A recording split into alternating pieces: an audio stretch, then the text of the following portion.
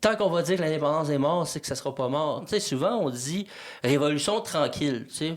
Pour moi, c'est un mythe. Puis je vais vous expliquer pourquoi. Quand tu dis c'est des méchants, là, tu te poses pas de questions sur leur action. C'est des terroristes, c'est réglé. C'est des méchants dans 24. Là. Mais quand tu manies ces gens-là, puis tu réalises c'est des gens bons qui font des gestes graves, là, tu te dis mais pourquoi ils ont fait ça? Quand on s'intéresse à notre histoire au Québec, on se rend compte que l'histoire du Québec, c'est l'histoire d'une résistance. Ouais. Depuis la conquête britannique, ils ont voulu nous assimiler, puis les gens se sont tenus debout. Moi, mon père m'a toujours dit la raison pour laquelle que je suis devenu clandestin, j'ai rejoint la FLQ, c'est qu'on m'a enlevé le droit de manifester. On enlevait, chaque fois qu'on faisait des initiatives politiques, comme la maison du pêcheur à Percé, on brûlait la maison, on nous arrosait. Puis le projet d'indépendance, c'est pas juste le PQ, c'est pour tout le monde. Vous écoutez Génération Oui, le podcast indépendantiste avec Florence, Marc-Antoine et David. Bonjour tout le monde, ici Marc-Antoine Lemay de Génération Oui. Aujourd'hui, on reçoit Félix Rose. Donc, il a demandé son point de vue sur l'indépendance du Québec. C'est une discussion vraiment très intéressante sur lui, comment il voit ce projet-là. Mais également, on a parlé de ses plus récents films, surtout la bataille de Saint-Léonard, évidemment, qui est encore en salle, et de son film Les Roses. Donc, c'est des sujets qu'on a abordés en profondeur, qui sont vraiment très riches et une partie de notre histoire très importante. Donc, on a eu des discussions très intéressantes par rapport à tout ça. Et permettez-moi également de remercier notre commanditaire pour cet épisode. On parle ici du Fonds indépendantiste du Québec, qui sont dotés d'un actif de 200 000 Le fonds se donne pour mission de financer des projets citoyens qui visent à promouvoir la souveraineté politique du Québec auprès des personnes indécises. À titre d'organisme à but non lucratif, le fonds amasse des dons, gère des portefeuilles de placement, évalue des projets qui lui sont proposés et finance ceux qui sont sélectionnés.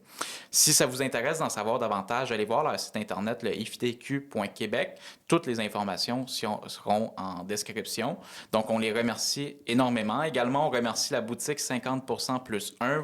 Si vous ne la connaissez pas, c'est une boutique qui a des produits, des livres, des vêtements, des objets également qui sont à l'effigie du Camp du Oui. Tout est fait au Québec. Donc, on les remercie également de nous soutenir. Et sur ce, je vous souhaite un bon épisode. Bonjour, on est avec Félix Rose, ça va bien? Oui, merci de me recevoir. Bien, merci beaucoup d'être avec nous. Voudrais-tu te présenter pour celles et ceux qui ne te connaissent pas?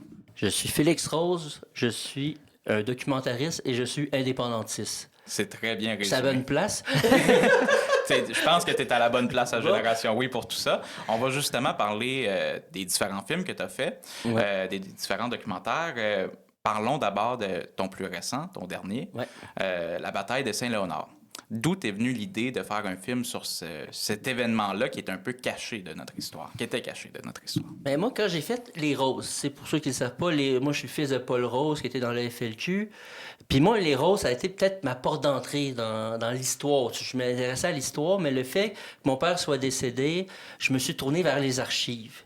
Puis là, j'ai découvert que mon père avait participé à plein d'événements historiques, comme le lundi de la matraque, évidemment la crise d'octobre, et il avait participé aux événements de Saint-Léonard comme militant. Et quand je suis arrivé, on va dire, à cette phase de sa vie, là, je me suis intéressé à la crise, puis je connaissais pas ça. On m'en avait jamais parlé. Et là, je suis allé voir Raymond Lemieux, qui était le porte-parole des francophones pendant la crise de Saint-Léonard. Et j'ai comme eu un coup de foudre avec le monsieur. C'est un monsieur qui est un peu tombé dans la trappe de l'oubli, qui a été au cœur de ce débat-là, qui a fait que il y a eu une conscientisation qui s'est faite par rapport à la langue d'enseignement qui a mené à la loi 101. Mais on m'en avait pas parlé. Puis moi, je me dis, hey, on parle tout le temps de la loi 101, mais on ne sait pas d'où ça part. Puis ça part de Saint-Léonard, là, dans une petite localité dans l'est de Montréal, où il y a une commission scolaire qui dit non, on veut pas d'écoles bilingues. On met fin aux écoles bilingues, on veut des écoles unilingues français, puis ça part du mouvement de Raymond Lemieux.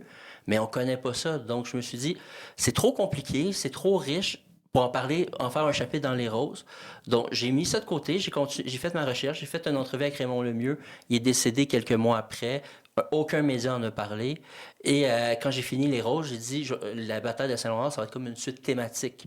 Parce que là, je voulais creuser cette partie-là. Les Roses, c'est beaucoup plus l'aspect ouvrier, l'aspect indépendance.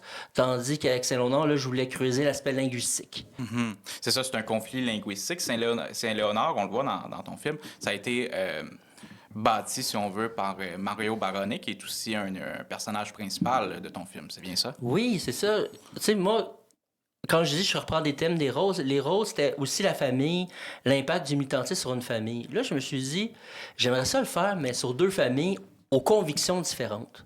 Et c'est là que, après avoir rencontré Raymond Lemieux et sa famille, là, je me suis intéressé du côté italien et Raymond Baronnet, parce qu'il faut comprendre, les Italiens, dans le fond, Baronnet, comme tu dis, il a construit la ville. Et quand il a construit la ville, il a amené une bonne partie de la communauté italienne à s'installer là. Et les Italiens sont plus pauvres que les Canadiens français, c'est des ouvriers. Et ça va relativement bien au début avec les francophones. Tu sais, c'est des catholiques, il y a des valeurs semblables, les enfants jouent ensemble dans la rue. Et c'est là que la communauté italienne demande des écoles bilingues. Pas parce qu'ils sont contre le français, c'est qu'ils ont des yeux puis ils voient bien que pour se sortir de leurs conditions économiques, la langue d'ascension sociale, c'est l'anglais. Donc, ils ne refusent pas d'apprendre le français comme on peut penser. Ils veulent apprendre les deux. Et la commission scolaire leur dit oui. Puis au début, les francophones vont à cette école-là. Et c'est là que m'en est Raymond Lemieux, qui est un anglophone, qui est devenu à la base élevé en anglais, qui est devenu francophile, qui arrive à Saint-Laurent pour construire une église, une école, puis il voit ça pas de bon sens parce que l'anglais finit toujours à dominer sur le français dans les écoles bilingues et les jeunes francophones reviennent angliciser à la maison. Donc là, c'est là qu'il y a un réveil, il fait une élection scolaire, il crée un mouvement, le MIS, Mouvement pour l'intégration scolaire. Il gagne ces élections où on dit, c'est la première fois, là, il n'y a pas de loi 101, là, qu'on dit...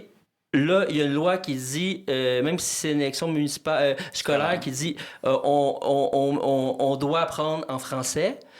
Et là, ça crée un mouvement à travers le Québec. Les Italiens, eux, ils ont l'impression qu'on leur enlève un droit acquis.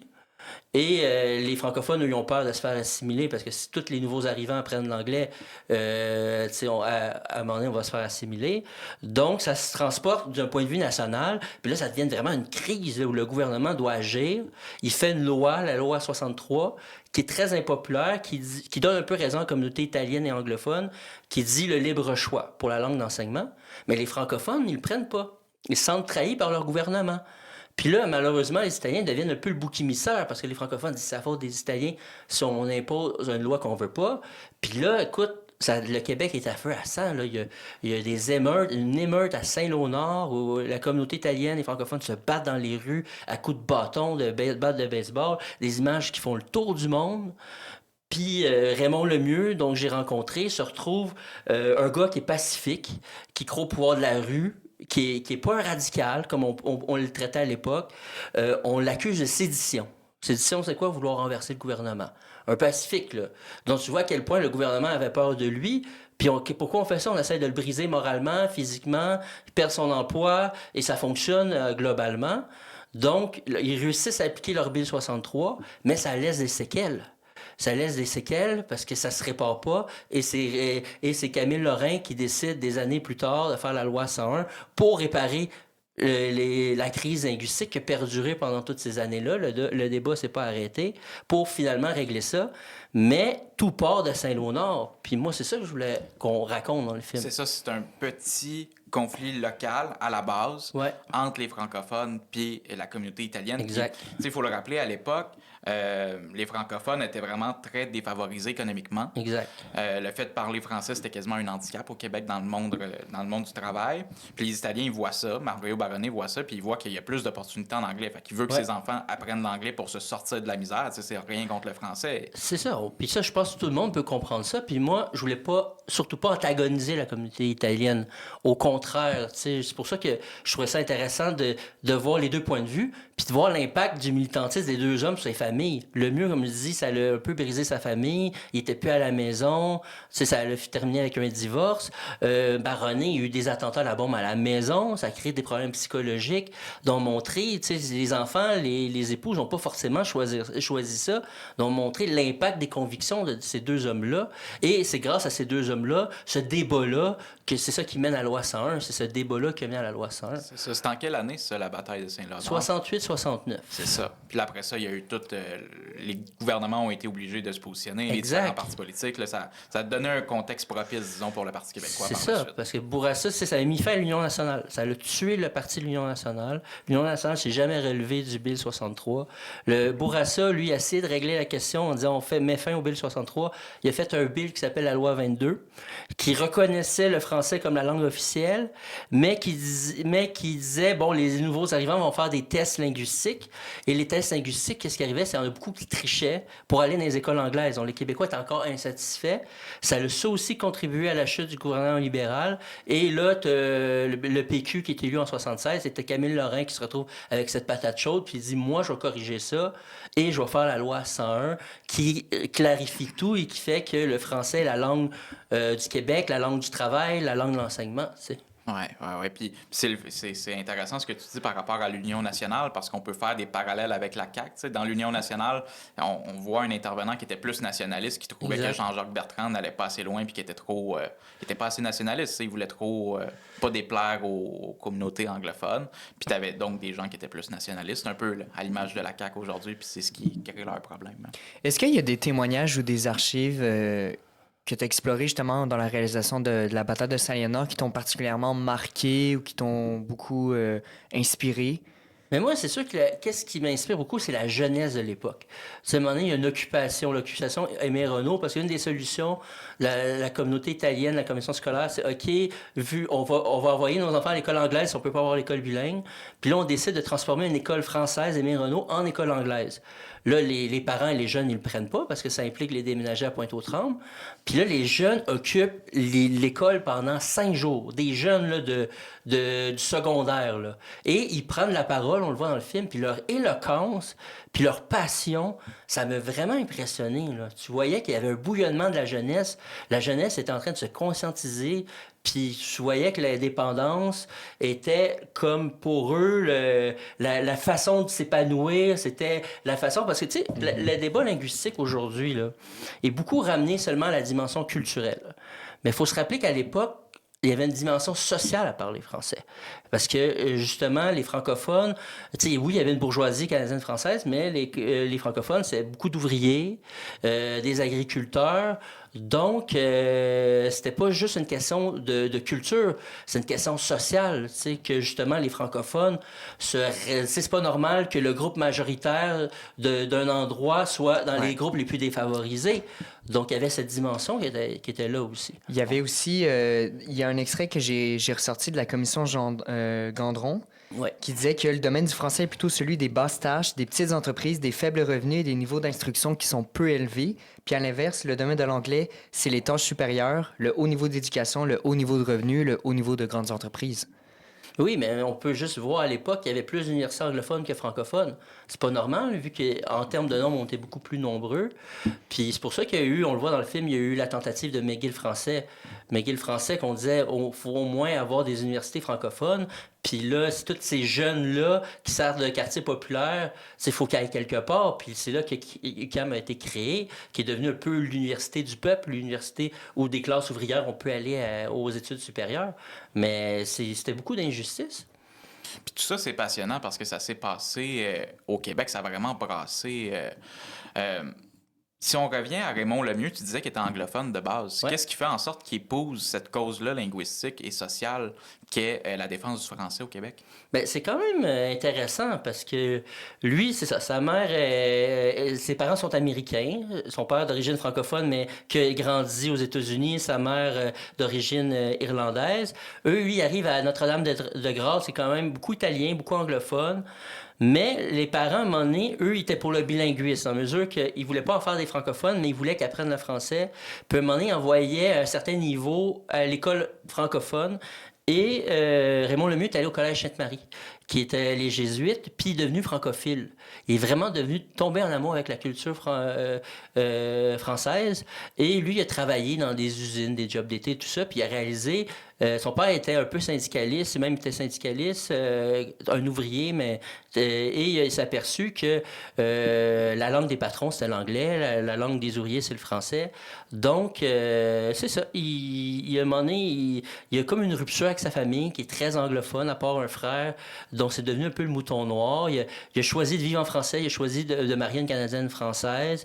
Et justement, peut-être vu qu'il venait d'un milieu anglophone, puis il a vu des affaires, ça l'a peut-être rendu encore plus sensible à la cause du français. Et il est allé dans l'aérienne, ça lui a parlé, l'indépendance du Québec. Et c'est sûr que quand il a vu qu'est-ce qui se passait à Saint-Léonard, puis qu'il devait soumettre des contrats en italien, anglais, mais à peine en français, là, il a dit ça n'a pas de bon sens, puis là, l'indignation a pris le dessus, puis il a pris la parole. C'est ça. Puis de l'autre côté, Mario Barone, lui, il est né en Italie, c'est ça? Oui, c'est ça. Puis il est venu ici. Qu'est-ce qui l'a poussé à venir au Canada puis au Québec? Ben, c'est sûr qu'il y a eu une immigration massive des Italiens après la Deuxième Guerre mondiale. Eux, ils ont connu la répression après Mussolini. Le pays est en train de se reconstruire. Il n'y avait pas beaucoup d'opportunités. Donc, Mario Barone avait un frère qui était au Québec et il voulait fuir. Il ne voulait pas faire son service militaire. Donc, ça l'a amené ici. Puis, il a vu que le Québec est une terre d'opportunités. Il commence éboueur. Il est en bas de l'échelle. Là. Il trie les ordures à la carrière Miron. Puis, en à peine quelques années, il devient un entrepreneur qui construit une ville. C'est pas rien, là. Il n'y avait pas cette possibilité-là en Italie. Donc, ce qui a fait qu'il est resté, parce que c'était une terre d'opportunité. Puis, lui, il avait une approche très communautaire, dans la mesure que, oui, il veut faire de l'argent, c'est un homme d'affaires, mais il amenait une bonne partie de la communauté italienne à s'installer à Saint-Léonard parce qu'il rêvait d'en faire une ville italienne. Mais il aidait aussi les gens de la communauté. Comme je disais, ils sont plus pauvres, les Canadiens français. On est un peuple de locataires. Puis, il incitait pour que les gens deviennent propriétaires. Il pouvait assouplir les hypothèques. Puis, grâce à lui, il y a beaucoup de gens de la communauté italienne qui sont devenus propriétaires. Puis, qu'ils ont vendu ça 50 ans plus tard, puis c'est dans les millions, puis qui sont très reconnaissants. Donc, il y avait aussi cette dimension-là où il voulait aider son prochain, les gens de la communauté. C'est ça, c'est un pilier de sa communauté. Par la suite, donc, il y a tous ces événements-là. Quand, je me souviens pas c'est quelle loi, mais à un moment donné, il y a des écoles clandestines qui se font à Saint-Léonard. C'est-à-dire qu'il y a des enfants, il y a des parents, en fait, qui vont former des classes dans des sous-sols de maison pour pouvoir faire l'enseignement bilingue. Ça fonctionne pas, ça crée des tensions. Mm-hmm. Après ça, il y a le siège, je pense, d'une école. Tu t'en parlais tantôt. Ouais. Donc, tout ça, c'est... Puis par la suite, il y a McGill Français. Veux-tu nous parler de l'opération McGill Français? Bien, l'opération McGill Français, c'est vraiment... t'as un felkiste là-dedans qui est Mario Bachand. T'as Stanley Gray qui est un professeur anglophone de McGill qui, eux, ils décident... tu sais, comme je dis, il y avait une dimension sociale puis linguistique. Tu sais, il y avait même des débats pour que ça s'appelle McGill aux travailleurs. Mais c'était vraiment pour montrer l'injustice que McGill, il n'y avait pas assez de francophones. Les francophones n'avaient pas accès aux études supérieures. Puis il y avait le côté très élitiste de McGill qui était dénoncé. Et on a tenté de renvoyer ce professeur qui est Stanley Gray, dont eux, avec d'autres organismes, dont Raymond Lemieux, eux organisent cette marche-là qui a fait partie à la conscientisation, qui disait c'est pas de bon sens qu'on n'a pas d'université. Il y a plus d'universités anglophones que francophones au Québec. Puis tu sais, je pense que franciser McGill est un peu utopique, mais ça a fait partie du mouvement de la création de l'UQAM. Donc, la marche McGill Français, c'est quand même un moment historique qui s'inscrit dans la crise de Saint-Léonard. Parce que ça fait partie de la ligne. Donc, c'est pour ça que c'est une scène assez importante dans le film. Tu sais. Parce qu'à l'époque, il faut se souvenir, je pense qu'il y avait l'Université de Montréal, certes, mais il y avait McGill, anglophone. Il y avait Loyola à l'époque. Ah oui, OK. Il y avait là. Concordia, je pense. Non, mais c'est George William, Loyola. Concordia, c'est comme deux fusils. Donc, tu sais, tu vois. Il y avait Bishop en Estrie. Ouais, c'est donc, ça. Tu sais, il y avait beaucoup d'universités en anglais. Puis donc, l'accession aux études supérieures pour les francophones, pour les travailleurs, pour les fils de travailleurs, c'était très, très, très difficile. Donc, il y a eu cette volonté-là. L'opération McGill Français, je pense qu'il y a eu 15 000 personnes. Oui, c'était le record depuis la Deuxième Guerre mondiale de marche dans la rue. Là. Puis mon père m'en parlait. Mon père faisait partie de l'organisation. Puis il me disait, tu sais, nous, on n'avait pas d'Internet. Là. C'était des tracts, tu sais, beaucoup de tracts. Ça a pris des semaines à organiser, mais ça a été spectaculaire. Puis moi, j'ai trouvé beaucoup d'images d'archives de l'événement. Puis là, c'est là que la répression policière commence, dans cette période-là, où là, on disait que le gouvernement prend peur. Tu sais, avais Bertrand qui avait même menacé, j'ai trouvé une archive, menacé d'envoyer l'armée. Là. On est 1 an avant la crise d'octobre. Et tu le vois dans la rue, les gens marchent pacifiquement, mais t'as des rangées de policiers, là, escouades dans ces meutes avec les matraques qu'ils attendent. Puis là, ça commence à chauffer. Puis là, la violence policière commençait à prendre beaucoup beaucoup plus de place dans le temps de McGill français. Là, ça, c'est en 69. 69. Tu as eu le lundi de la matraque qui est peu de temps avant, qui est en juin 68. Mais c'est vraiment une période où là, les manifestations commençaient à être violentes. Ouais. Pourquoi cette violence-là? Bien, la violence venait beaucoup du fait que la jeunesse, les gens, les militants, les indépendantistes se sentaient pas écoutés.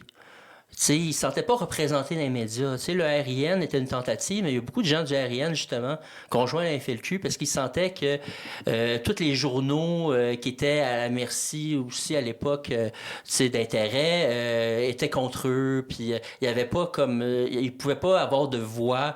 Donc il y en a des gens qui sont tannés puis qui sont allés dans le FLQ et les jeunes se sentaient pas entendus. Puis comme je te dis, les gouvernements commençaient à arrêter des leaders comme Raymond Lemieux. Ils commençaient à faire des lois anti-manifestation. Moi, mon père m'a toujours dit la raison pour laquelle que je suis devenu clandestin, j'ai rejoint le FLQ, c'est qu'on m'a enlevé le droit de manifester. On enlevait, chaque fois qu'on faisait des initiatives politiques, comme la maison du pêcheur à Percé, on brûlait la maison, on nous arrosait.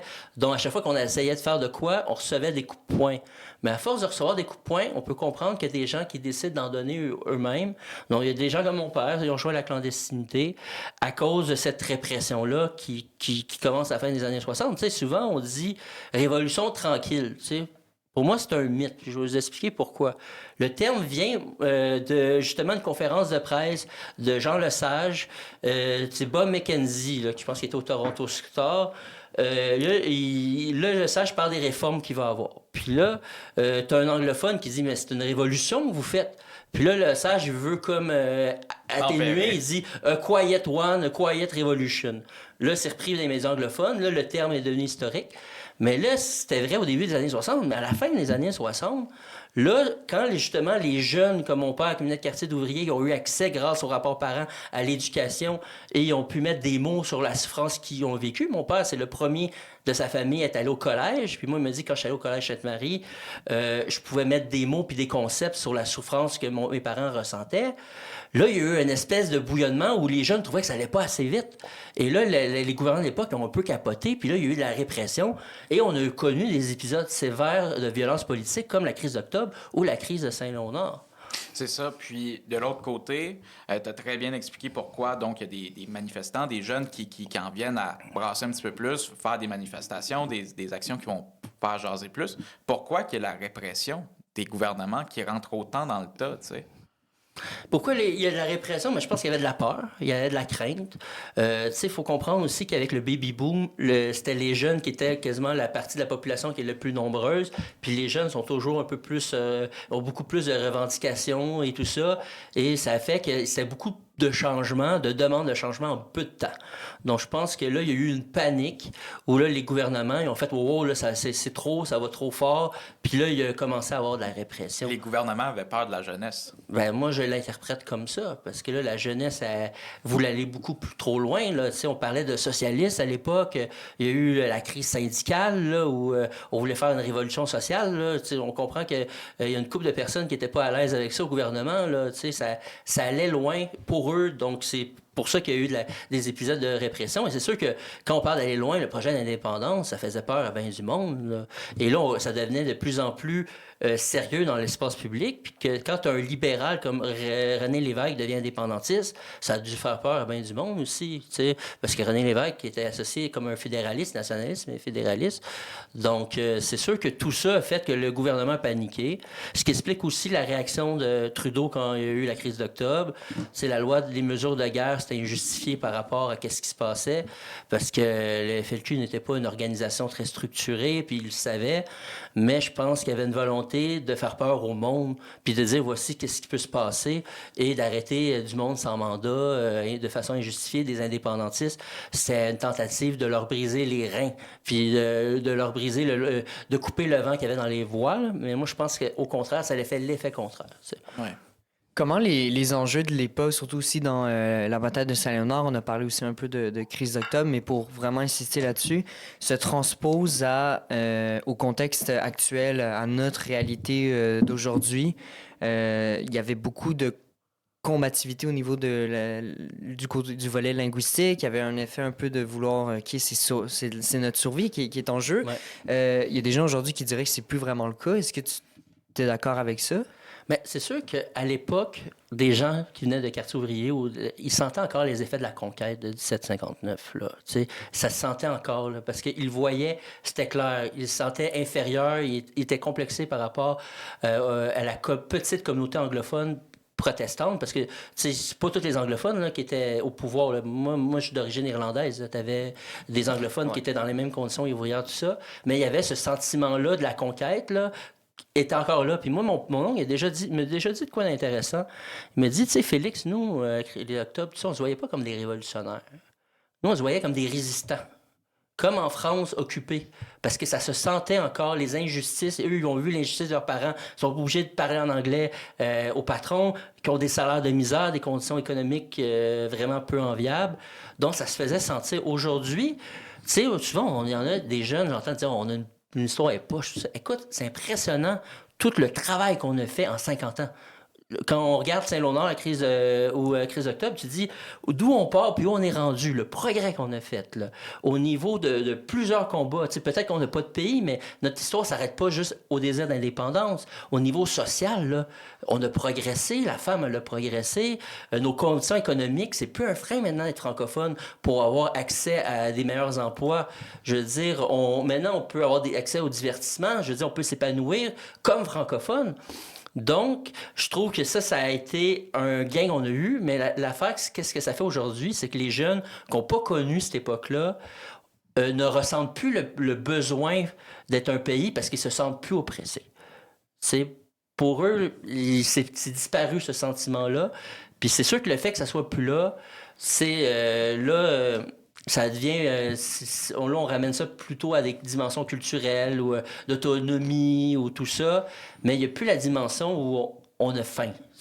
On l'a perdu. Ça. Il y a eu un peu une inversion. Tu décris tout à l'heure, au début de l'entrevue, que les jeunes étaient vraiment le groupe qui était le plus mobilisé. Puis là, aujourd'hui, de ce que je comprends, ça a l'air d'être ceux qui sont un peu les moins mobilisés à ce sujet-là.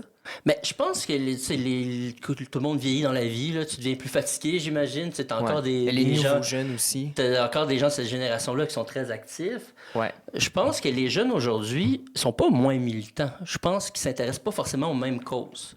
Donc moi, les jeunes aujourd'hui, mettons les causes de l'environnement, exemple, là, sont très impliqués, ils sont très militants. Même, il y a 10 ans, la crise étudiante, tout ça.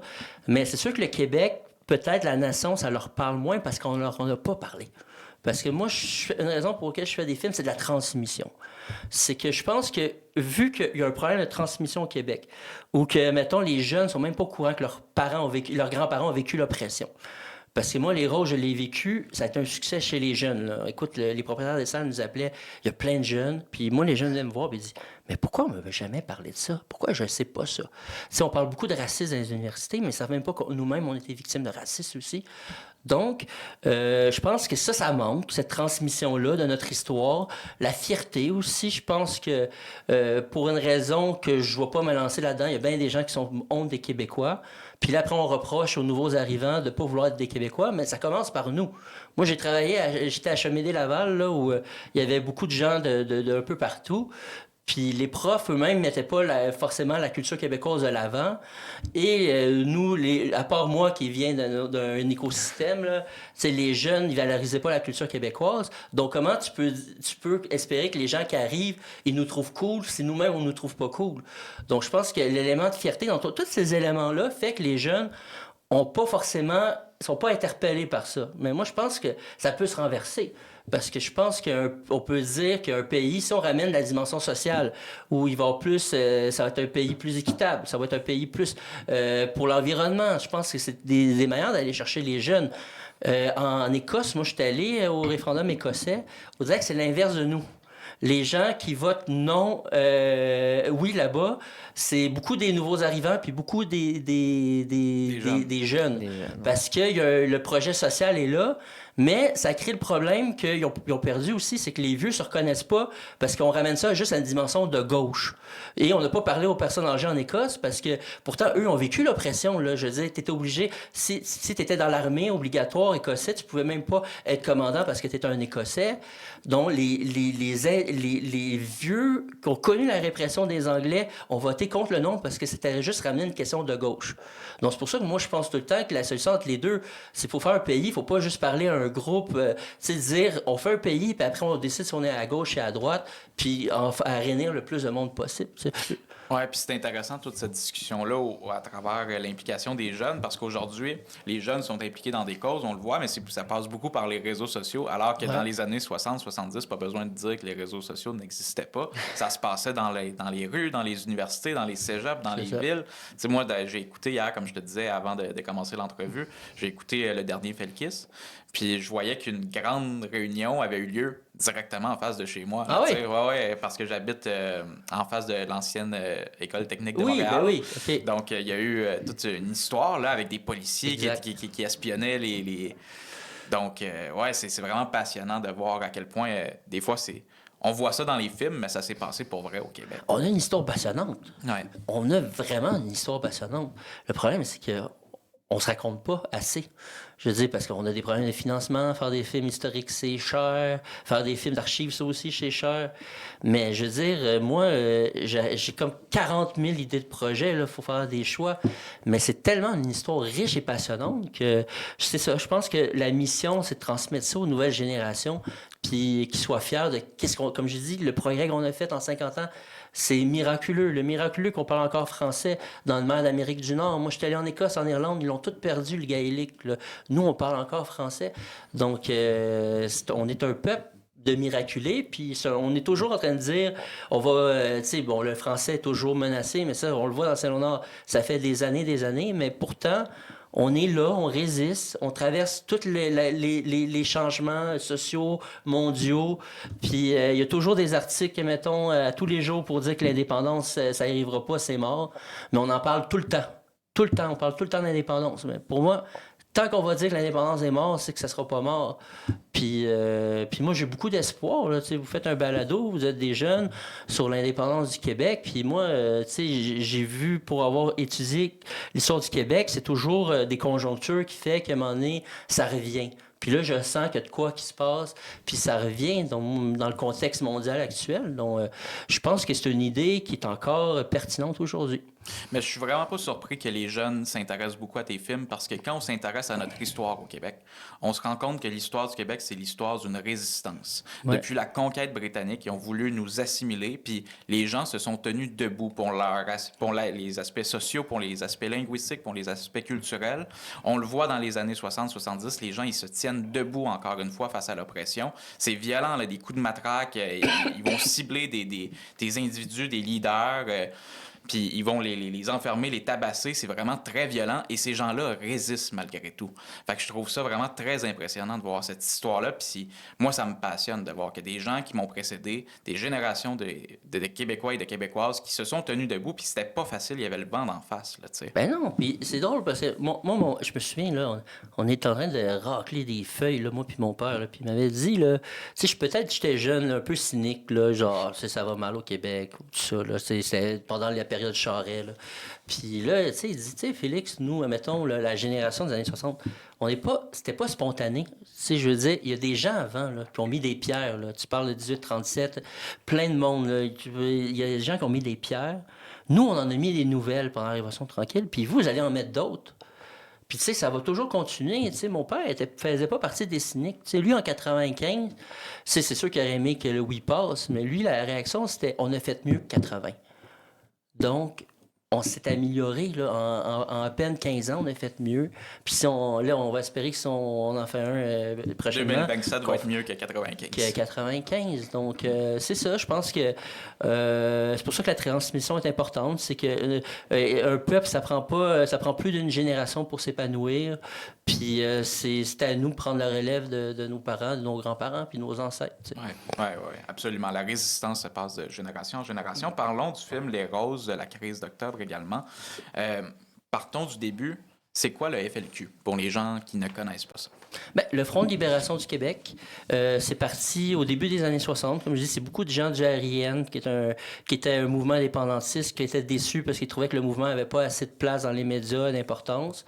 Et justement, ils étaient beaucoup inspirés dans ce qui se passait ailleurs dans le monde. Tu sais, les révolutions se faisaient beaucoup de façon violente. Si tu regardes l'Irlande, l'Amérique latine, donc ça a commencé avec des bombes. Donc, il y a eu des attentats à la bombe qui ciblaient la communauté anglophone de Montréal, de Westmount, parce que il y avait le sentiment que c'était la communauté dominante d'un point de vue économique. Et ça a commencé comme ça. Eux, ils voulaient l'indépendance du Québec. Et le FLQ, qu'est-ce qui est particulier? C'est que le monde utilisait le mot FLQ, mais chaque fois qu'on arrêtait un groupe, il y a un autre groupe qui se formait avec le nom FLQ, mais qui n'avait rien à voir. Puis je te disais qu'au début, le FLQ était beaucoup sur la question nationale. Même, on pourrait dire qu'il y avait beaucoup de gens de droite qui étaient dans les premiers FLQ. Et ça l'a changé quand tu as eu Pierre Vallière et Charles Gagnon, deux intellectuels, où là, ils ont amené une dimension ouvrière au FLQ, où là, on s'attaquait à des conflits de travail. C'est où il y a eu des bombes à la Grenade, qui est une usine de souliers, tout ça. Donc là, il y avait cette partie-là et tout ça. Et mon père, lui, il arrive vers la fin, on va dire, dans les derniers réseaux, où, justement, quand il voit qu'on ne peut plus manifester, il décide de s'organiser, d'être clandestin. Et eux, ils voient que les bombes, ça ne fonctionne pas trop, tu sais, parce que ça fait faire des victimes collatérales. Donc, eux, ils s'inspirent beaucoup des Tupamaros en Amérique latine, puis ils décident, eux, de faire des enlèvements. Puis il décide d'enlever un ministre. Au début, il voulait enlever un diplomate britannique et un diplomate américain. Mais tu avais deux groupes là-dedans. Tu sais, mon père, lui, était dans ceux qui voulaient s'organiser. Tu sais, il faut être préparé. Il y a une prison du peuple, il y avait une maison, tout ça. Mais il y a eu une descente policière. Ils les ont pas arrêtés, mais ils ont dû recommencer à zéro. Tandis que tu avais une autre partie du groupe, celui de Jacques Langto, qui était plus pressé. Donc, eux, ils ont décidé d'enlever le diplomate britannique James Cross. Mais ça n'a pas eu l'impact souhaité. Il y avait des revendications, tu sais, libérer ceux des vagues précédentes, l'élection du manifeste, tout ça. Mais étant donné que c'était pas juste un diplomate britannique, ça n'a pas eu les répercussions voulues. Et les gens de l'autre cellule qui étaient au Texas pour aller chercher des armes pour s'organiser, ils ont dit faut faire de quoi? Parce que là, il y a une crise qui se passe, mais ils n'ont pas assez de levier pour négocier. Et vu que les Américains avaient protégé leurs ambassades, ça allait des Sœurs, ils ont décidé d'enlever Pierre Laporte, qui était le ministre du Travail, qui était sur la rive sud, et tout le monde savait où il habitait. Moi, mon père venait de Ville-Jacques-Cartier. Donc, c'est comme ça qu'ils ont décidé d'enlever Pierre Laporte. Et là, on connaît la suite. Il y a eu la lecture du manifeste. Le Trudeau a envoyé l'armée. Jamais les gens du FLQ pensaient que ça serait ça la réponse. Il y a des gens qui ont été injustement arrêtés. Et il y a eu plusieurs circonstances qui ont amené à la mort de Pierre Laporte, leur otage.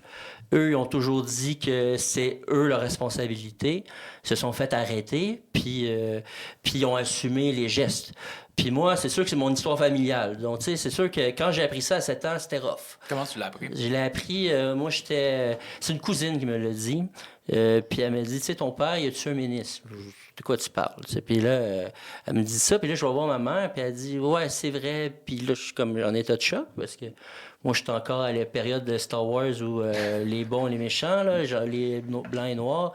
Puis mon père était un homme avec aucune violence. Là. J'ai jamais entendu crier, tout ça. Donc, c'est un choc, c'est sûr, je ne cache pas, c'est un choc. Mais ça m'a amené à chercher à comprendre. Tu sais, toute ma vie, j'ai voulu comprendre. Mais pourquoi un homme que je considère bon a fait quelque chose aussi grave? Tu sais, qui a fait de la prison. Mon père a fait 13 ans de prison. Donc là, ça m'a amené à être un passionné de généalogie, à m'intéresser à l'histoire du Québec. On s'est rapprochés. Et c'est comme ça que j'ai découvert l'histoire du Québec, l'oppression, notre histoire ouvrière et tout ça. Et sans être d'accord avec les gestes qui ont été posés, ça m'a amené à comprendre qu'un groupe comme ça soit arrivé là, parce que je comprends que à force de vouloir recevoir des coups, tu veux en donner, puis que c'était des moyens rendus désespérés. Il n'y avait même plus le droit de s'exprimer dans la rue, il n'y avait même plus le droit de manifester. Là, aujourd'hui, on pourrait au moins aller sur les réseaux sociaux, puis encore là, mais on le voit que quand il y a de la répression politique, quand on empêche les gens, quand on les prive de s'exprimer politiquement, parce qu'une élection, oui, c'est bien une fois aux 4 ans, mais c'est pas ça la démocratie. Là. La démocratie, c'est de pouvoir s'exprimer librement sur la politique. Là, ils ne pouvaient même plus faire ça. Ben non, c'est ça. Donc, puis si on l'a vécu, vous êtes jeune, jeune, là, mais en 2012, c'était la même chose. Là. Moi, j'étais là au manif de 2012. Ça avait l'air d'un gros party au début. Là. Mais là, qu'est-ce qui se passait? C'était t'avais Jean Charest qui riait des étudiants, qui refusait de rencontrer les étudiants, qui fait une loi anti-manifestation. Et là, après, c'était plus le gros party. Là, c'est devenu violent. Là. Puis c'est toujours la même histoire qui se répète. C'est pour ça qu'il faut apprendre de ces épisodes de violence politique, parce que ça revient toujours au même. C'est quand on coupe les canaux de communication, puis quand les gouvernements décident de plus écouter la population, puis de rompre avec la jeunesse, c'est là que ça arrive. Puis il y a aussi un peu la violence, puis on le voit, je veux dire, on n'a pas besoin d'avoir été là en 2012 ou à la crise d'octobre. Dans la vie de tous les jours, il y a des épisodes où on va dénoncer la violence. On va dire, vous pouvez manifester pacifiquement, vous pouvez le faire de manière libre, vous pouvez vous exprimer, mais là, casser des vitres, brûler des autos, mettre de l'huile sur le feu, c'est pas quelque chose qui vous permet de faire entendre les revendications. Puis ça, c'est des choses qu'on entend, que ce soit dans des enjeux linguistiques, mais dans n'importe quel enjeu, même qui touche pas l'indépendance, il y a toujours un peu cette réponse-là que si vous aviez pas été violent, ça aurait été différent. On aurait peut-être plus été en mesure d'entendre vos revendications. Qu'est-ce que tu en penses de cette moi, je pense que ça fait l'affaire des politiciens quand ça dégénère. Parce que là, ils font du capital politique là-dessus. Là, et ils jouent là-dessus. Mais tu sais, moi, mettons, en 2012, à un moment donné, c'est vrai, c'est devenu violent, mais je me souvenais, je participais à des manifs. Tu sais, t'as une manif, t'es 20 000 personnes. Tu sais, t'as une vitre qui pète à un moment donné. Là. Moi, je l'ai pas vu, la violence. Là. La caméra est là pour filmer ça. Puis là, tu vas voir ça en boucle. Puis t'as l'impression que ça a été une manif hyper violente, mais au bout du compte, c'est des radicaux qui se sont infiltrés, qui ont fait un peu de grabuge en périphérie, mais l'attention va être que là-dessus, puis on va réduire les 20 000 manifestants aux 10 personnes qui ont fait du grabuge. Donc, c'est souvent ça, le jeu des gouvernements. Ça a été la stratégie pendant la crise d'octobre. Pierre-Éliott Trudeau a présenté ça comme étant quelque chose d'extrêmement violent, alors que, je veux dire, il n'y avait pas non plus juste le FLQ. C'est ça, exactement. Ça veut dire que les événements étaient graves. Mais c'était pas autant organisé que ce qu'il laissait entendre. Parce que le gouvernement fédéral laissait entendre que c'était vraiment un réseau qui était très organisé, qui préparait un coup d'État. Ça, c'était vraiment de la fabulation. Oui, c'était de la fabulation, puis il le savait. Là. Moi, je pense que c'est une opportunité. Tu sais, quand je te dis, tu sais, il y a du monde, les conspirationnistes vont dire tout ça, c'est eux qui ont provoqué Octobre. Non, ils n'ont pas provoqué Octobre. Là. Eux, qu'est-ce qu'ils ont fait? C'est qu'ils ont récupéré l'événement, ils en ont profité. Tu sais, il y a eu une opportunité, ils l'ont saisi, puis comme je te dis, ils voulaient briser les reins des indépendantistes. À court terme, ça a fonctionné, dans mesure que Bourassa a été élu avec une forte majorité peu de temps après. C'est vrai qu'il y a eu un climat de peur, mais ça a créé beaucoup d'indépendantistes. Je veux dire, Lucien Bouchard, même dans le documentaire Huis clos, il a dit que c'est là qu'il a pris conscience. Tu sais, le fait que c'est pas à cause des Felkistes, c'est à cause de Trudeau. La répression, le fait d'envoyer l'armée à Montréal, il y a des gens qui ont jamais pensé que le Canada pourrait agir. Ils se croyaient dans la démocratie, puis après, ils se sont dit, on n'est pas dans la démocratie, si on envoie l'armée chez nous comme ça. Donc, ça crée des indépendantistes.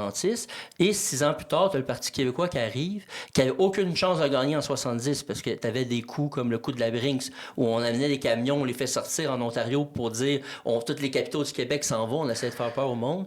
À peine 6 ans après la crise d'octobre, ils sont élus parce que eux, ils disent, FLQ, il y avait de la sympathie quand même de la population pour le manifeste. Les gens étaient d'accord avec les revendications, puis le PQ, il disait, nous, on est contre la violence. Le PQ a toujours dénoncé les actions du FLQ, et il dit, nous, on propose le projet de pays de façon démocratique. Et donc, ça donnait une légitimité au PQ, le fait que nous, contrairement au FLQ, on ne fait pas de la violence. Nous, on veut le faire de façon démocratique, et ils ont gagné 6 ans après. T'sais. Puis si on revient au film Les Roses, ça commence pas mal avec les conditions de vie de la famille Rose. Ouais. C'était quoi les conditions de vie? Parce que là, on voit que c'est un bidonville. Moi, je savais même pas avant d'écouter ce film-là qu'il y avait des bidonvilles au Québec.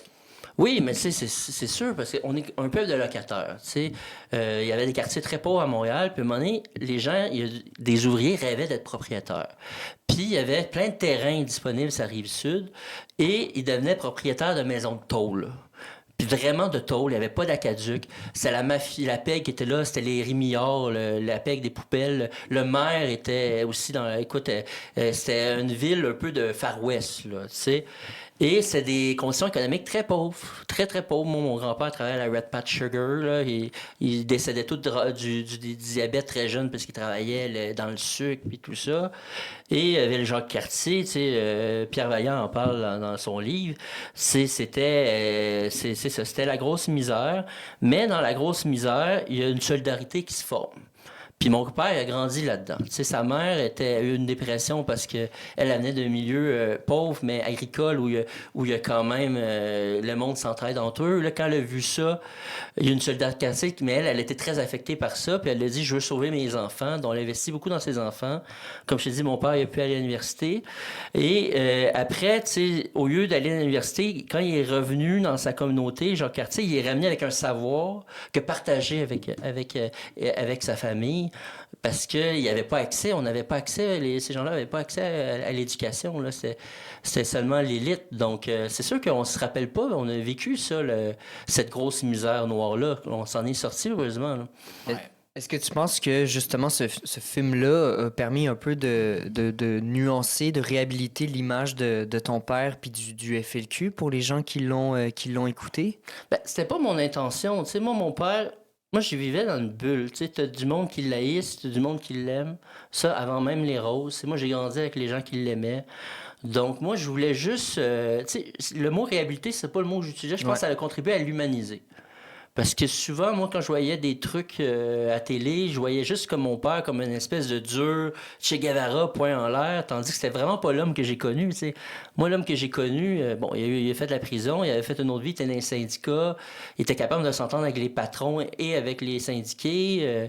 Tu sais, c'était pas l'image que je reconnaissais, donc je voulais montrer que le Paul Rose que je connais, puis qu'on m'a toujours raconté pour les gens de la famille Rose, puis je trouvais que tu sais, la grande inconnue tout le temps dans la famille Rose, c'était ma grand-mère. Tu sais, moi, j'ai pas connu cette femme-là, mais j'ai grandi dans une mythologie où quand je rentrais chez nous, t'avais Rose arrêté au poste de police de Westmount pour avoir changé un drapeau du Canada pour un drapeau du Québec dans une école.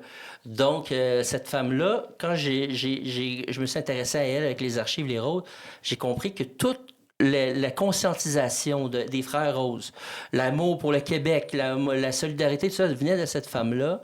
Donc, j'ai décidé d'en faire une figure importante.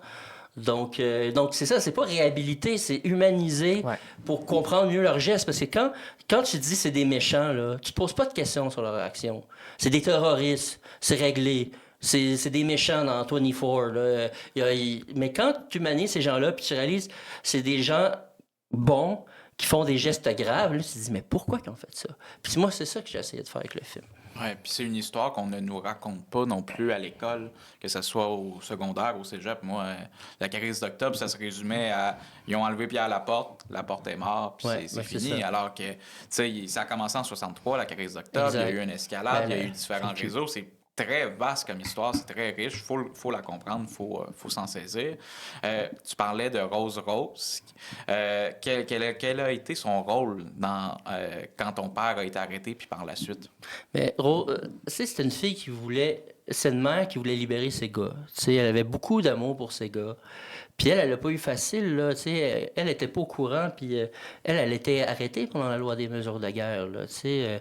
Ils ont débarqué chez eux, puis ils ont pris un gun devant sa fille de 11 ans, ils ont mis le gun sur la tête, puis ils ont dit « Dis-moi où sont tes gars, sinon je te bute devant ta fille. » Tu sais, donc ça a été intense. C'est violent. C'est très violent. Très violent. Puis elle a été arrêtée. Puis là, après, c'est sûr que quand il y a eu les procès, tout ça, tu sais, les médias, les politiciens ont démonisé les frères Rose. C'est devenu, surtout mon père, c'est le premier qui a eu un procès. Tu sais, les DPP, là, c'est un procès militaire appartenait. On a arrêté son avocat, il s'est représenté lui-même. Donc, on en faisait vraiment des figures, genre les frères Rose, les terroristes, tout ça. Puis elle a contribué justement, quand on parle à humaniser, c'est qu'elle avait beaucoup de courage, puis elle aide ses tribunes pour parler de ses fils. Puis les gens, à un moment donné, ils ont eu de l'affection pour cette femme-là parce qu'elle avait un langage très populaire, ouvrier, coloré. Puis les gens, ils disaient souvent, nous, on n'aime pas vos gars, mais on vous aime vous. Puis elle a créé avec Robert Lemieux, Yvon Deschamps, le Comité d'information pour les prisonniers politiques, et qui est en 1976, pour justement qu'on sache comment les prisonniers étaient traités en prison. Puis c'est devenu un peu la maman de la prison, pas juste des FLQ, parce que, tu sais, la prison, c'était des conditions épouvantables à l'époque, là. Tu sais, mon père, là, il me disait que c'était quasiment de la torture, là. Il te fout à poil dans une cellule toute petite, 24 heures sur 24, la lumière, il faut que tu regagnes tes bouts de vêtements, des affaires de même. Et quand il est sorti, il pouvait, écoute, faire du théâtre, il pouvait rencontrer des gens dans nos roulottes, il pouvait faire des études universitaires. Donc, il y a eu un combat en prison, puis Rose, elle a contribué à dire, voici ce qui se passe en prison, pour que les gens le sachent. Donc, elle est devenue un peu le porte-parole de toutes les prisons du Québec, et ça l'a contribué à faire qu'il y a eu des gains. Et, tu sais, mon père, c'est un militant. Hein, tu sais, quand il était juste 8 mois dans la FLQ. Avant, c'était un militant, il était 8 mois dans la FLQ, en prison, il est redevenu un militant pour améliorer la condition des détenus, et ça a fonctionné. Donc, elle prenait la parole, et c'est sûr que vu que les gens s'étaient attachés à elle, il y a eu une profonde injustice, c'est que Rose était malade. Puis normalement, le fait de visiter un parent mourant, c'est un droit acquis. Mais pour les prisonniers. Mais vu que mon père était une figure imposante, mais je pense qu'on a toujours essayé de le briser en prison, ce qu'ils n'ont pas réussi à faire, on a décidé qu'elle n'allait pas voir sa mère sur son lit de mort. Puis là, mon père, c'est une cassette, c'est une pièce maîtresse du film Les Roses. Il a fait un enregistrement à sa mère qui est très émotif, qui est très poignant, où ils racontent leur vie, puis tout ça, que je pense que ma tante a réussi à l'amener cachée pour lui faire écouter. Puis elle est décédée. Puis là, il y a eu une vague d'indignation dans la population. Comme quoi que ça se fait pas qu'on ait refusé à Paul Rose d'aller voir sa mère sur son lit de mort. Mon père a pu aller aux funérailles. Puis après, il est sorti peut-être un an plus tard, puis ça, c'est pas anodin avec ça. Je pense que après, ça a reviré la situation, puis les gens tu sais, j'écoutais les lignes ouvertes de l'époque, tout ça, puis les gens étaient indignés, puis ils trouvaient que Paul Rose avait vécu des injustices, puis qu'il méritait de sortir. Donc, avec une pression populaire, il est sorti un an après, donc fin 82, après la mort de sa mère. Oui, tu peux y aller. Oui, j'allais dire, en fait, tu sais, tu viens de nous raconter quand même deux figures assez importantes de ta famille. J'ai envie de te demander à ce moment-là, qu'est-ce que ça signifie pour toi de porter le nom Rose? Mais moi, tu sais, des fois, on me pose, est-ce que c'est lourd? Non, c'est pas lourd. Tu sais, je veux dire, je l'aime, mon père. Je l'aime, mon oncle. Je l'aime, ma grand-mère, tu sais. J'ai grandi avec une famille, beaucoup d'amour, tu sais. Puis je comprends que pour plusieurs, le nom est je comprends, là. Je veux dire, je suis pas comme dans ma bulle, dans mesure que je comprends que c'est pas tout le monde qui aime ma famille. Puis je comprends pourquoi. Puis c'est correct, tu sais. Mais moi... tu sais, j'ai vu que j'ai grandi là-dedans, puis que mon père, tu sais, c'était plus que mon père, c'était quasiment mon meilleur ami, tu sais, puis il m'a tout donné avec ma mère, tu sais, il m'a tout transmis, tu sais, la passion, l'amour du Québec, l'amour de la recherche, je veux dire, moi, je me sens comme en continuité de tout ce qu'il m'a transmis, ce qui fait que moi, je suis fier d'être le fils de mon père. Ouais. Ouais. Parlons un peu d'indépendance. Habituellement, je demande aux gens comment ils sont devenus indépendantistes. Dans ton cas, c'est pas mal par la famille. Ah oui, ben moi, je suis comme Obélix, j'imagine. Je suis tombé dedans. Né Là. dedans, ouais. Puis pour ça. toi, c'est beaucoup lié encore à la question sociale aujourd'hui. Ben oui, tantôt. C'est ça. Moi, je viens d'une famille syndicaliste aussi, il ne faut pas l'oublier. Tu sais, mon père travaillait à CSN 30 ans là, dans sa vie. Là. Moi, j'allais dans les manifs, tout ça. Donc, c'est sûr que moi, j'ai grandi dans ce milieu de gauche syndicale-là, où les deux, tu sais, pour moi, être de gauche et nationaliste, c'est pas incompatible. Je crois que c'est très compatible. Puis, souvent, on a tendance à les opposer. Mais moi, c'est dans le bassin que j'ai grandi, puis ça fait partie de mes valeurs. Tu sais. Est-ce que tu trouves que ça manque actuellement dans le discours indépendantiste, tout l'aspect social? Ben, moi, je pense qu'il faut le ramener, parce que l'idée de l'indépendance, il faut aller chercher le plus de monde possible. T'sais. Moi, je pense que l'indépendance ne va pas se faire à droite puis à gauche. T'sais. Je pense qu'il faut réunir des gens qui sont à QS, au PQ, à la CAQ. Peut-être au Parti libéral, il y a moins de potentiel, mais peut-être, je sais pas. Donc, il faut sortir des prises de parti, là, puis des prises de gauche-droite. Je pense que faut parler à tout le monde. Comment on fait ça, parler à tout le monde? J'ai pas la réponse, j'ai pas la science, sinon peut-être je me présenterai en politique. Moi, je ne suis que cinéaste. J'essaie justement de faire des films qui peuvent rassembler. Comme je dis, il y a des gens de droite comme de gauche qui peuvent aimer mes films. parce qu'ils peuvent se reconnaître dans des éléments, tout ça. Donc, non, j'ai pas la solution, mais moi, je pense que si on veut faire un pays, à un moment donné, il va falloir qu'on parle pas juste à un groupe. Il va falloir parler à plusieurs groupes, puis ça va être un gros travail à faire. Ouais. C'est un gros frein quand on met justement des prérequis, des prémices à l'indépendance, selon toi? Ça demande beaucoup de délicatesse. C'est compliqué. Tu sais, tu regardes, là, en 80, là, il y a beaucoup de gens de gauche qui étaient indépendantistes qui ont voté non parce que le PQ, ils considéraient que c'est un parti bourgeois. Tu sais. C'est le genre de truc-là qu'à un moment donné, il faut dire, même si, tu sais, l'indépendance est plus gros que le parti qui porte le projet.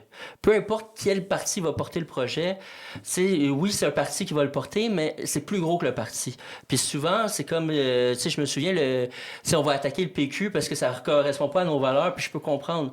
Mais le projet d'indépendance, c'est pas juste le PQ, c'est pour tout le monde. Et c'est la même chose pour QS, c'est la même chose pour tout le monde. Donc, c'est là qu'il faut... c'est ça qui est compliqué, c'est de sortir de la partisanerie puis de dire, OK, tu sais, moi, je pense pas qu'un pays peut se faire sans la CAQ, le PQ puis QS. Je veux dire, il y a encore des indépendantistes à la CAQ. Puis il faut aller chercher tous ces gens-là qu'il faut dire, OK, on a peut-être des valeurs différentes au niveau de la société, mais on a un projet commun qui est l'indépendance, donc on va s'unir pour la faire, et après, on va recommencer à se chicaner. Donc, c'est ça qu'il faudrait qu'il arrive. Mais je sais que ça peut paraître utopique, mais je pense que sans ça, on ne peut pas être un pays. Il y a beaucoup de gens qui nous écoutent qui sont évidemment des indépendantistes. On s'appelle Génération Oui, mais il y a aussi des indécis et des indécises qui nous écoutent, même des fédéralistes qui m'écrivent. Ah oui? Il y a des gens de la Commission jeunesse du Parti libéral qui nous écoutent. On les salue. Bonjour. Bonjour tout le monde. Qu'est-ce que tu dirais à des fédéralistes et à des indécis? Pourquoi faire l'indépendance du Québec aujourd'hui? Mais moi, les fédéralistes, c'est des Québécois, là. Puis, tu sais, même des nationalistes chez le Québec. Puis, c'est pour dire aussi, là, est-ce que vous n'êtes pas tannés d'être toujours dans le même film? Tu sais, on revit toujours la même chose. C'est toujours les mêmes. Tu sais, à chaque fois, là, mettons le nom là, de 80-95, ils auraient fait, c'est terminé. Là, on a plus de pouvoir parce que Trudeau nous a promis plus de pouvoir. Il va mettre ses sièges en jeu.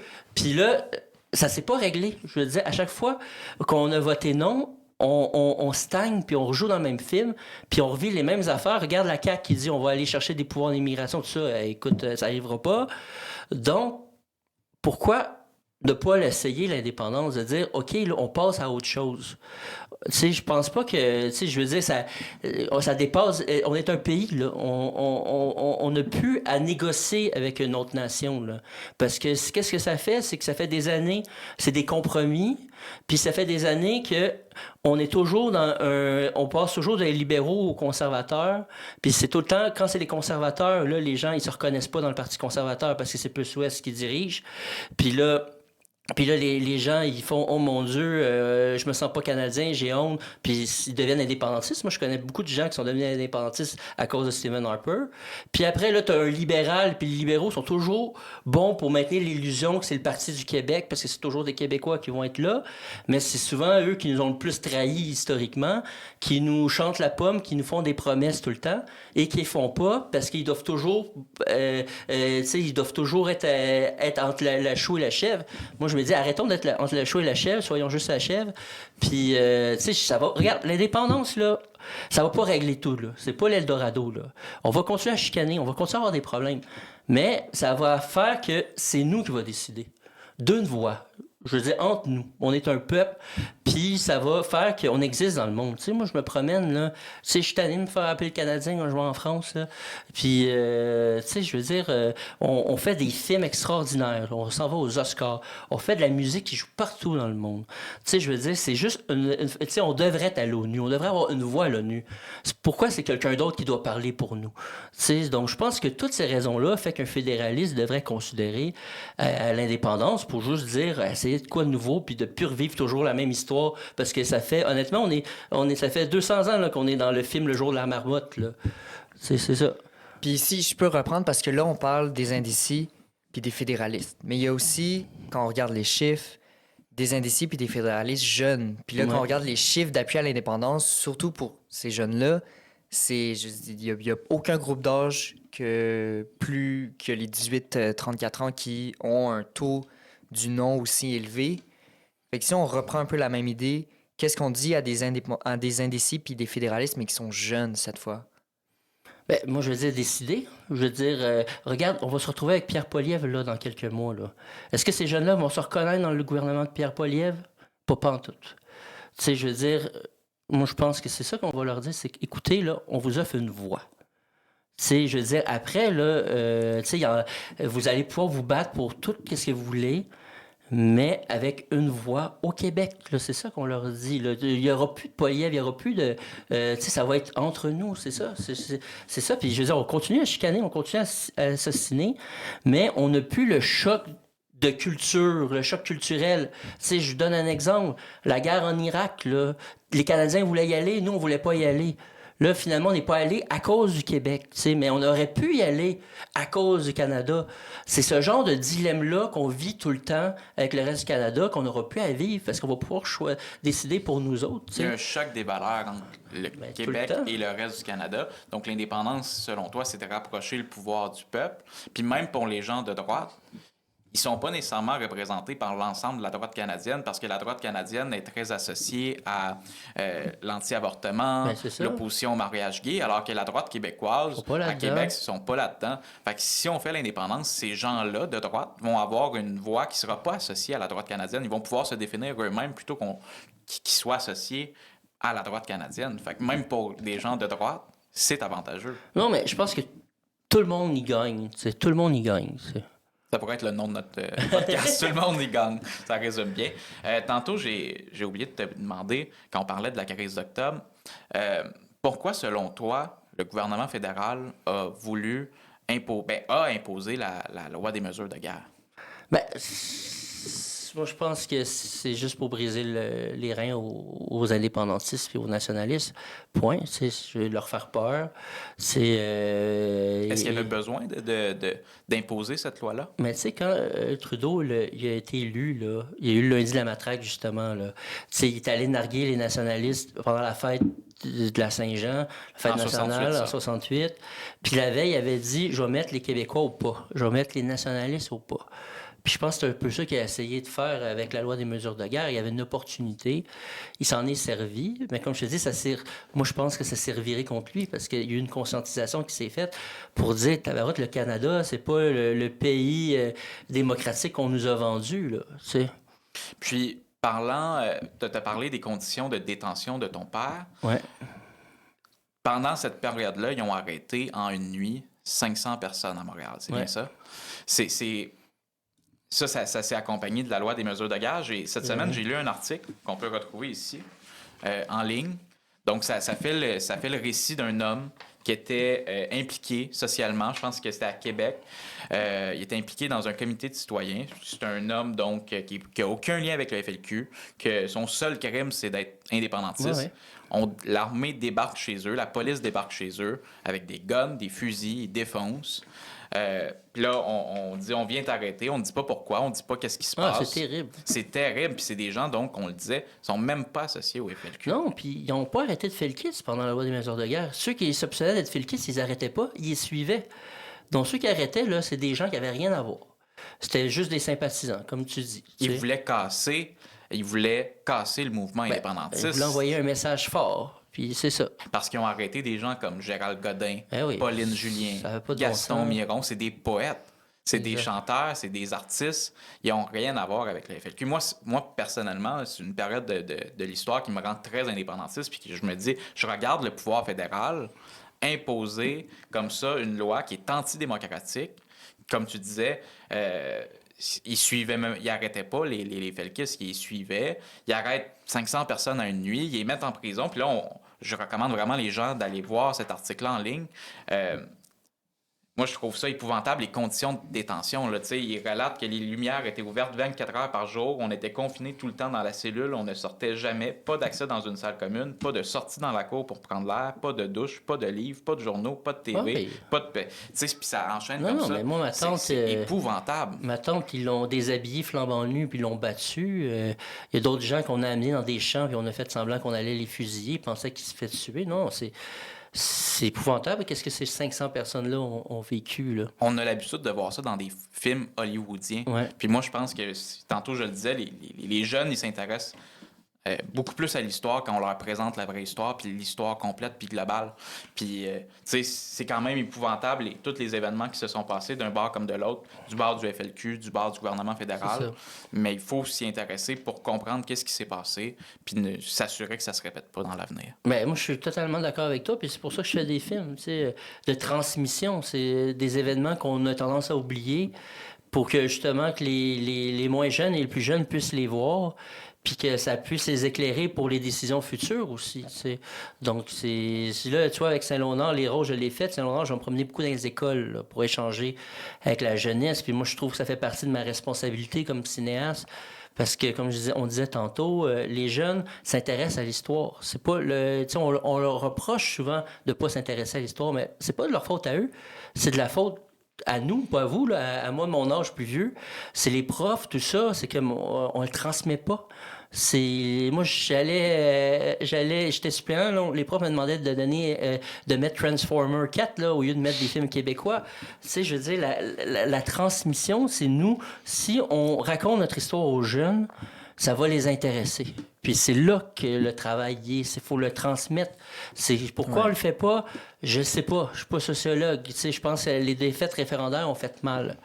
Mais là, je pense qu'on a un devoir de le faire. Puis les jeunes sont brillants, sont intelligents, sont bien plus informés que les gens d'avant. Tu sais, ils ont accès à beaucoup de trucs. Je veux dire, ils ont accès à l'information, puis ils voient ça. Tu sais, ils vont mieux comprendre, puis ça va éclairer leurs décisions futures. Tu sais. Mais il faut qu'ils aient accès. Puis si je peux un peu conclure, ça m'a fait penser à quelque chose, justement, quand on transmet, en fait, ben on se souvient. Fait que quand on me transmet quelque chose, ben je me souviens de quelque chose. Mais c'est ça, je voulais revenir là-dessus parce que je lisais ça cette semaine puis je trouvais ça épouvantable parce que cet homme-là, c'est l'histoire de plein de personnes au Québec. Ouais. Puis il n'y avait aucun lien avec le FLQ, comme je le disais, puis ça n'a pas de raison d'être, puis je lisais toute l'histoire, puis je trouvais ça épouvantable, fait que je me suis dit... Le Bloc québécois, en octobre 2020, il a demandé des excuses. Puis, tu sais, on sait que Trudeau est assez bon pour s'excuser. Il a refusé. Puis, tu sais, il s'excusait pas pour les gens comme mon père. Eux, ils cherchent pas d'excuses. Pour des gens qui ont été arrêtés injustement, ils n'ont pas voulu. Moi, ma raison, je pense que c'est parce qu'on est encore dangereux politiquement. Moi, je pense que c'est ça. Le mouvement indépendantiste. Je pense que c'est ça la raison. Si à un moment donné, on n'est plus une menace, là, tu vas voir, ils vont faire notre éloge. Là, les pauvres Canadiens-Français, là, ils sont fait assimiler, ils ont disparu. Là, la crise d'octobre et tout ça. Mais là, on a encore une puissance politique, puis on est encore une menace. Puis je pense qu'ils ont tellement peur qu'on se réveille qu'ils le font pas. T'sais, les Premières Nations n'ont pas peur d'eux. Ils s'excusent parce que ils ont vécu des trucs terribles. Puis ils n'ont pas peur d'eux. Ils n'ont pas peur. Tandis que nous, on disait que si admettons, tu as un chroniqueur anglophone qui écrit un quoi raciste sur les Premières Nations, il va perdre sa job. Mais quand il y a beaucoup de racisme encore sur les francophones, les Québécois, ça, c'est correct, c'est encore toléré. T'sais. Pourquoi? Moi, je pense parce qu'on est encore considéré comme une menace, parce qu'on est beaucoup. Parce qu'on peut briser leur pays. C'est ça. Dans leur vision à eux. T'sais, nous, on veut créer un nouveau pays avec des nouveaux liens qui seront amicaux, mais qui seront plus des liens de domination, au fond. Là, c'est ça. Puis, tu sais, moi, ça serait terrible là, qu'on se fasse. C'est comme Louis Riel. Tu sais, Louis Riel, il s'est battu contre. Il s'est fait pendre par McDonald's, puis là, il est rendu un grand héros canadien. Moi, ça serait un cauchemar que mon père devienne un grand héros canadien. On veut pas ça, tu sais. Donc, c'est ça. Ça serait paradoxal, mais c'est ça qui est arrivé aux Métis. Donc, c'est ça qui pourrait nous arriver si justement on finit par se faire assimiler. De nos jours, est-ce que tu es optimiste de voir l'indépendance arriver d'ici les prochaines années? Moi, je suis toujours optimiste. Moi, j'y crois. Je veux dire, je suis pas comme Candide dans la mesure que je sais qu'il y a beaucoup de travail puis on n'est pas à côté, là, c'est pas fait, là. Mais moi, je pense qu'on a besoin d'y croire, puis c'est toujours des conjonctures, c'est plein, il y a des éléments d'hasard aussi qu'on contrôle pas, le contexte mondial, tout ça. Mais moi, je pense qu'il y a de quoi qui se crée, il y a de quoi que je vois. Je sens que les jeunes, même si c'est peut-être ceux qui sont les moins indépendantistes, je vois, moi, pour me promener beaucoup dans les universités, je vois qu'il y a quand même un intérêt qui est en train de se former, donc j'ai beaucoup d'espoir. Absolument. Ce que je voulais dire, c'est qu'on va passer à la partie Sausa, mais avant de passer à la partie Sausa, si on veut voir la bataille de Saint-Léonard, c'est encore à l'affiche en ce moment. Je sais pas, vous êtes diffusé quand, vous? Normalement demain. OK, ben oui, on est encore au Beaubien, puis on est à la Casa Italia, puis on se promène un peu partout au Québec. Là, je le présente à Drummondville ce vendredi, là, je sais pas c'est quelle date. Je vais le présenter à Saint-Jean-sur-Richelieu. On se promène pendant que le film. Ça, on peut voir ça sur ta page Facebook. Oui, exact. Donc, on invite les gens à te suivre. On invite surtout les gens à aller voir le film au cinéma. Moi, j'ai vécu beaucoup d'émotions en le voyant en salle. J'ai ri, j'ai été un peu en colère, j'ai été choqué, j'ai été bouleversé. J'ai beaucoup appris sur notre histoire. C'est une grande leçon d'histoire. Moi qui connais l'histoire du Québec, qui m'intéresse beaucoup à ça, j'ai quand même énormément appris. Donc, j'invite les gens qui s'intéressent à l'histoire, même si vous pensez que je pense que je connais l'histoire du Québec, ça vaut la peine d'aller voir ça parce qu'il y a des éléments qui vont vous surprendre dans ce récit-là. Les roses, c'est aussi disponible sur ONF.ca. Exactement. On invite les gens aussi à aller voir le dernier Felkis que j'ai écouté hier. Ça, c'est Illico, je pense. Exact, c'est ça. Illico Plus. Illico Plus, voilà. Puis, est-ce qu'il y a d'autres choses que il y a Québec Rock aussi, qui est Offenbach, la rivalité Offenbach-Corbeau, qui est sur Illico Plus. Puis, je vais être au Salon du Livre aussi, je pense le 30, pour un livre qui s'appelle Québec Rock. OK, c'est ça, sur les dessins de la série télé de Christian Quesnel. Fantastique. Donc, on invite les gens à jeter un coup d'œil à tout ça. Donc, on passera à la partie Sausa. Je te donne 2 choix, 2 options. Tu dois choisir rapidement sans justification, puis après ça, on pourra revenir si tu veux justifier certains choix. Lève-tôt ou lève-tard? Lève-tôt. Jacques Parizeau ou Pierre Bourgault? Bourgault. NPD ou Parti conservateur du Canada? Ben là, NPD, là. Je sais pas. Retour des Nordiques ou retour des Expos? Nordique. Denis Coderre ou Pablo Rodriguez? Pablo. L'Impact de Montréal ou les Alouettes de Montréal? Alouette. PQ ou QS? Indépendantiste. Québec indépendant avec un gouvernement de droite ou Québec province avec un gouvernement provincial de gauche? J'aime pas le mot provincial. Québec de gauche, c'est ça. Québec indépendant. Ouais, indépendant. Convergence des indépendantistes ou division des indépendantistes? Convergence. Voilà. Donc, on te remercie beaucoup. Merci beaucoup d'avoir accepté notre invitation. Donc, encore une fois, j'invite les gens à aller voir ce que tu as fait. C'est vraiment intéressant. Et sur ce, on se dit à la prochaine fois.